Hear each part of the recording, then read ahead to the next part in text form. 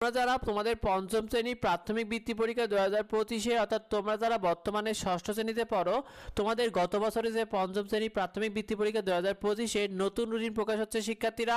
তোমাদেরকে A to Z জানিয়ে দেবো। দেখো, তোমাদের প্রাথমিক বৃত্তি পরীক্ষা 2025-এ নতুন রুটিন নিয়ে দীর্ঘ স্থগিত থাকার পরে কিন্তু অবশেষে তোমাদের এই প্রাথমিক বৃত্তি পরীক্ষাটা অনুষ্ঠিত হতে যাচ্ছে এবং নতুন রুটিন দ্বারা প্রকাশ হচ্ছে সব স্কুলের শিক্ষার্থীরা, অর্থাৎ তোমরা যারা সরকারি, বেসরকারি, কিন্ডারগার্টেন সকল স্কুলের শিক্ষার্থীরা কিন্তু পরীক্ষা দিতে পারবে শিক্ষার্থী।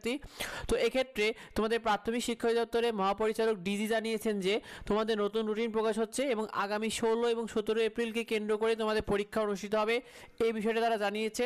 অর্থাৎ তিনি আরও জানিয়েছেন যে আগামী 16 এবং 17 এপ্রিলে তারা প্রাথমিকভাবে পরীক্ষা তারিখগুলো নির্ধারণ করেছে, অর্থাৎ আগামী 16 এবং 17 এপ্রিল তোমাদের পরীক্ষা অনুষ্ঠিত হতে পারে শিক্ষার্থীরা। তবে তারা জানিয়েছেন যে প্রাথমিক ও গণশিক্ষা মন্ত্রণালয় যেটা রয়েছে সেটা অনুমোদন পাওয়ার পরপরই তোমাদের পরীক্ষার রুটিন প্রকাশ করবে। অর্থাৎ তারা যেহেতু এক প্রকার তারিখ নির্ধারণ